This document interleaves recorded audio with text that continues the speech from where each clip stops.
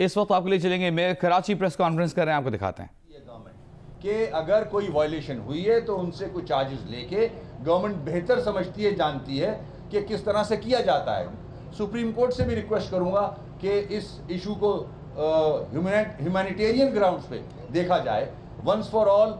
अगर ये एक गलती डिपार्टमेंट ने की है तो इसको, जहां तक फैमिलीज रह रही हैं, थर्ड पार्टी इंटरेस्ट आ चुका है, पब्लिक इंटरेस्ट है ये, उसको अकोमोडेट करें और कोई तरीका, कोई राह निकालें कि उनकी जो भी वायलेशन उन्होंने की है उसको तोड़ा ना जाए।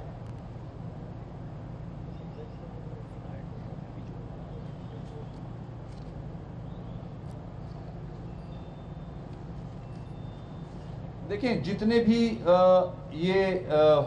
जो फ्लैट्स हैं जिन पे बिल्डिंग कंट्रोल ने भी कुछ इलाकों में कार्रवाई की है, ये स्ट्रिक्टली बिल्डिंग कंट्रोल काम कर रहा है। इसमें ना एमक्यूएम का वास्ता है, ना मेयर के ऑफिस का वास्ता है।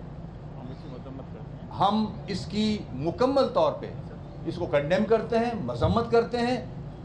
हम नहीं चाहेंगे कि कराचीइट्स, कराची के रिहायशी डिस्टर्ब हों, और ना हम ये होने देंगे। वर्स कम टू वर्स, अगर कुछ हमारी इन रिक्वेस्ट, इन अपीलों पे अगर नज़रसानी नहीं की गई तो हम इसके खिलाफ खड़े होंगे, हम इसके अगेंस्ट आएंगे, चाहे वो कोर्ट्स में आना पड़े हमें, चाहे वो सड़क पे आना पड़े, चाहे मेयर को मुझे इस्तीफ़ा भी देना पड़े, तो मैं कराची के लोगों के लिए ये बर्दाश्त नहीं करूँगा कि उनके घर मिसमार किए जाएं, उनके छोटे अपार्टमेंट्स मिसमार किए जाएं, या कोई झुग्गी फॉर दैट मैटर वो मिसमार की जाए। घरों पे ना आँच आने देंगे। इंशाल्लाह हम साथ खड़े हैं कराची के लोगों के। और जहाँ तक तजावुज़ात का मामला है, जिन्होंने अपने घरों के सामने या घर के अंदर दुकानें भी बना ली हैं, ऐसे इलाके हैं, उनको भी रेगुलराइज किया जाए, उनको भी मिसमार नहीं किया जाए। हम इंक्रोचमेंट के खिलाफ हैं। जो कमर्शियल एक्टिविटीज़ एमिनिटी जगहों पे, एमिनिटी प्लॉट्स पे हो रही हैं, नालों पे हो रही हैं, पार्क्स पे हो रही हैं, फुटपाथों पे हो रही हैं, फुटपाथ चलने के लिए है, ये लोगों के चलने के लिए। देखें, इस इंक्रोचमेंट को रिमूव करने के बाद आप देखें कराची का शहर खुल रहा है, और जो ट्रांसपोर्ट है उसमें आसानियाँ आ रही हैं। जो पहले कंजेशन हुआ करता था, देर लगती थी, ट्रैफिक जैम होते थे, वो अब इतने नहीं हो रहे।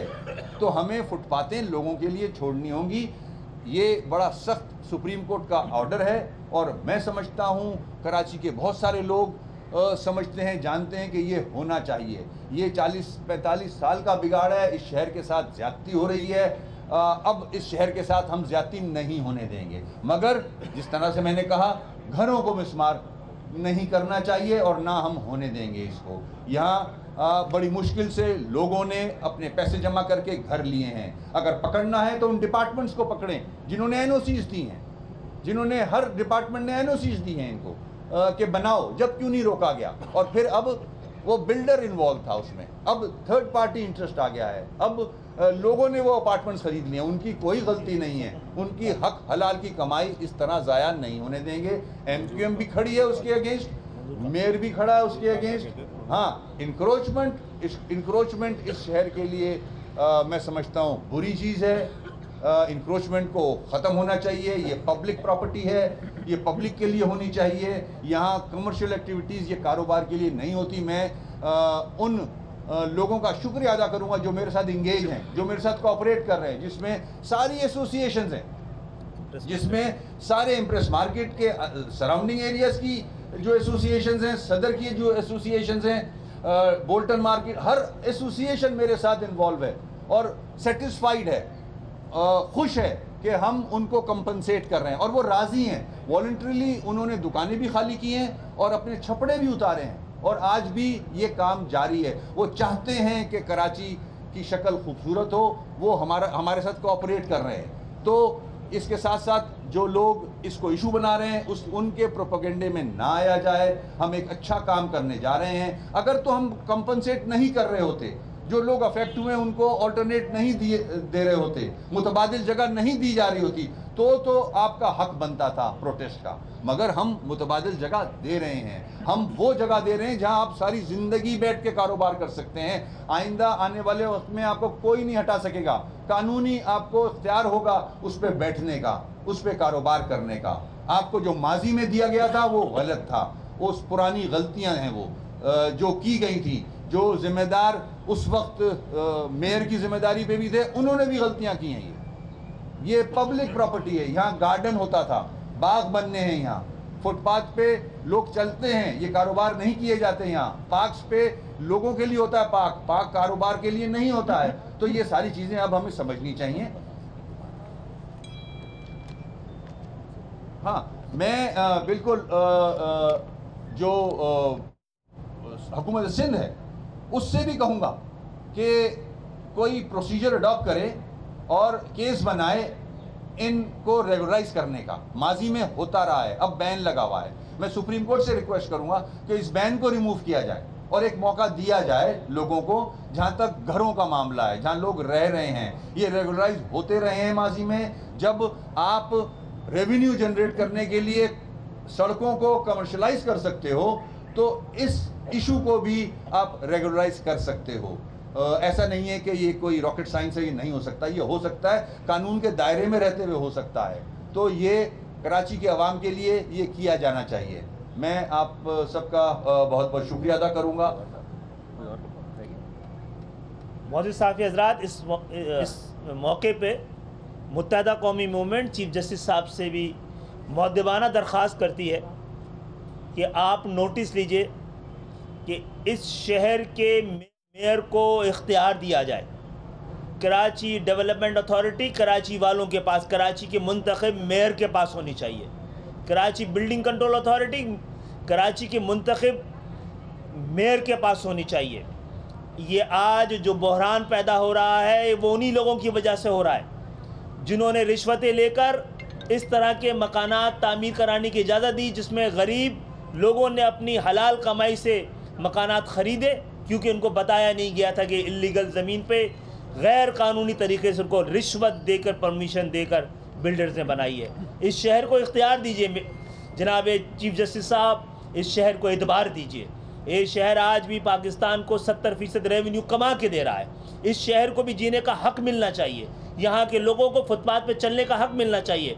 यहाँ के लोगों के लिए भी सेहत और सफाई के इंतज़ाम होने चाहिए, और ये इंतज़ामात इस शहर की मुंतखब क़यादत के पास होना चाहिए, मुंतखब मेयर के पास होना चाहिए। और मैं मीडिया से भी दरख्वास्त करता हूँ कि इस एक मज़बत कार्रवाई को, जो इस शहर को जो कि 140 दुनिया के बड़े शहरों में लिवेबिलिटी के लिहाज से 134वें नंबर पे, 3 करोड़ की इस शहर को अगर गिना नहीं गया सही तरह जनाब चीफ जस्टिस साहब, तो यहाँ कुछ भी बेहतर होने वाला नहीं है। ये शहर जो 70% पाकिस्तान को और 95% सिंध के रेवेन्यू में जमा कराता है, अगर उसको आम ज़रूरत के लिए भी वो शहर जो कमा के दे रहा है, उसको जीने के भी अगर वसाइल नहीं मिलेंगे तो ये मसाइल पैदा होते रहेंगे। आप नज़र डालिए कि ख़ुद KMC की हज़ारों एकड़ ज़मीनों पे किसने कब्ज़ा किया हुआ है। कौन लोग हैं जिन्होंने गोट आबाद स्कीम के तहत यहाँ पे ज़मीनों को हथियाया है और उस पर कब्ज़े किए हैं। बहुत इस वक्त इस शहर के लिए बहुत कुछ होना है और हम बहुत कुछ कर रहे हैं। आप सबके यहाँ आने का बहुत बहुत शुक्रिया।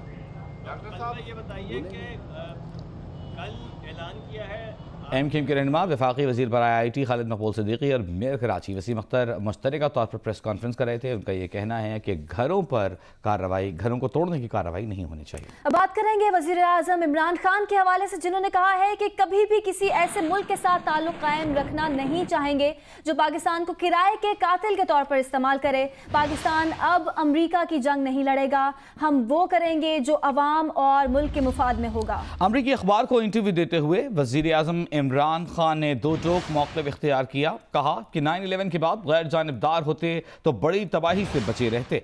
वज़ीर आज़म इमरान खान ने कहा कि भारत में बरसरे इक़्तिदार जमात पाकिस्तान मुखालिफ और मुसलमान दुश्मन है। मुंबई हमला केस हल होना चाहिए।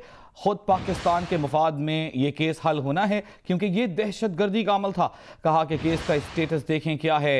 भारत में इंतखाबात आ रहे हैं, इसलिए पाकिस्तान की दोस्ताना काविशों को रद्द किया जा रहा है। APNS और PBA ने कहा है कि हुकूमत पर मीडिया के 8 अरब रुपए वाजिबुल अदा हैं। उन्होंने वजीर आज़म इमरान खान से दरख्वास्त की है कि वो मीडिया की वाजिबुल अदा रकूम की अदायगी के लिए मुतालिका वजारतों को हिदायत जारी करें। All Pakistan news paper society और पाकिस्तान ब्रॉडकास्टर्स एसोसिएशन ने वफाकी वज़ीर इत्तलात फवाद चौधरी के बयान पर शदीद तहफ़्फ़ुज़ात का इजहार किया। वफाकी वज़ीर इत्तलात ने दावा किया था कि मीडिया इंडस्ट्री के आधे से ज़ायद वाजिबात की अदायगी मीडिया हाउसेस को कर दी गई है। इसके बावजूद इस रकम को मुलाजमीन की तनख्वाहों की अदायगी के लिए इस्तेमाल नहीं किया गया। वज़ीर इत्तलात ने कहा था कि 1.3 अरब रुपए में से आधे 6 अरब रुपए मीडिया हाउसेस को जारी कर दिए गए हैं। ऐसे बयान आज झूठे और मीडिया सनत में तनाज़ात का बायस हैं। हकीकत यह है कि हुकूमत पर मीडिया की वाजिबुल अदा रकम 1.3 अरब रुपए नहीं बल्कि 8 अरब रुपए है। इसमें से हुकूमत ने 10% की अदायगी भी नहीं की है। इन 8 अरब रुपए में से तकरीबन 3 अरब रुपए 4 साल से ज़ायद अरसे से हुकूमत पर वाजिबुल अदा हैं, जबकि बाकी 3 अरब रुपए 9 से 15 माह के दरमियान हुकूमत पर वाजिबुल अदा हैं। इसमें ज़्यादातर रकम वफाकी हुकूमत और पंजाब हुकूमत को अदा करनी है। मुअज़्ज़िज़ चीफ जस्टिस ने मीडिया वाजिबात की अदायगी के लिए खुसूसी इजलास तलब किया था और वफाकी और सूबाई हुकूमतों से कहा था कि वह 30 रोज़ के अंदर गैर मुतनाज़ अदायगियाँ कर दें। ताहम तकरीबन 60 रोज़ गुजर जाने के बावजूद वाजिबात की अदायगी अब तक नहीं की गई। APNSC और PBA ने अपने मुश्तरका एलामिया में वफाकी वज़ीर इत्तलात के बयान की सख्त मज़म्मत की है क्योंकि उनके बयान न सिर्फ गलत और गुमराह कुन हैं बल्कि वो वफाकी वज़ीर इत्तलात के ओहदे के शायान शान भी नहीं। वज़ीर आज़म ने APNS और एग्जीक्यूटिव कमेटी के 16 अक्टूबर 2018 को यकीन दहानी कराई थी, लेकिन इसके बावजूद अब तक मुकम्मल रकम का 10% भी अदा नहीं किया गया। मुस्लिम लीग नून के रहनुमा ख्वाजा साद रफीक ने कहा है कि पहली बार ऐसी हुकूमत देखी है जो 100 दिन पूरे होने पर कहती है कि क़ब्ल अज़ वक्त इंतखाबात हो सकते हैं। जब भी अवाम का फैसला नहीं माना जाएगा तो फिर इस तरह के टोट बटोट हुक्मरान आएंगे। वज़ीर इत्तलात पंजाब फयाज़ उल हसन चौहान कहते हैं कैसर अमीन भट्ट के इंकशाफात शर्मनाक हैं। लोहे के चने और बेमीनों वाली सरकार चाहते हैं, पाकिस्तान में एहतसाब वाली सरकार ना हो। आमिराना दौर में अगर डील नहीं की तो जायदादें कैसे मना ली।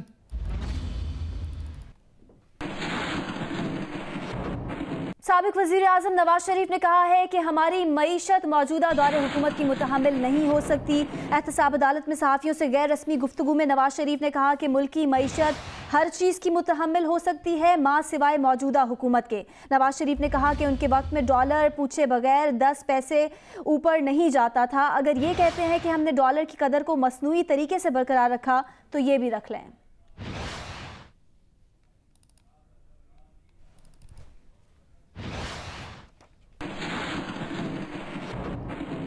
सुप्रीम कोर्ट का एहतसाब अदालत को अल अज़ीज़िया और फ्लैगशिप रेफरेंसेस का फैसला 24 दिसंबर तक सुनाने का हुक्म। ख्वाजा हारिस अपने दलाइल 17 दिसंबर शाम 4 बजे तक मुकम्मल करें, सुप्रीम कोर्ट ने हुक्म दे दिया। सुप्रीम कोर्ट का कहना था कि 4 दिन एहतसाब अदालत को फैसला लिखने के लिए दे रहे हैं। सुप्रीम कोर्ट का यह भी कहना था कि एहतसाब अदालत 24 दिसंबर तक फैसला सुनाए। एहतसाब अदालत की 8वीं बार रेफरेंसेस में तौसी की इस्तदा मंजूर कर ली गई।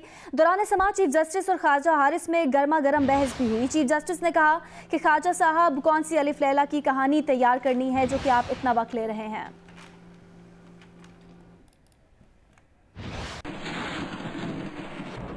Hi, I'm Mohammad Junaid. Thanks for watching GeoNews. For more videos and updates, don't forget to click the subscribe button. Keep watching GeoNews.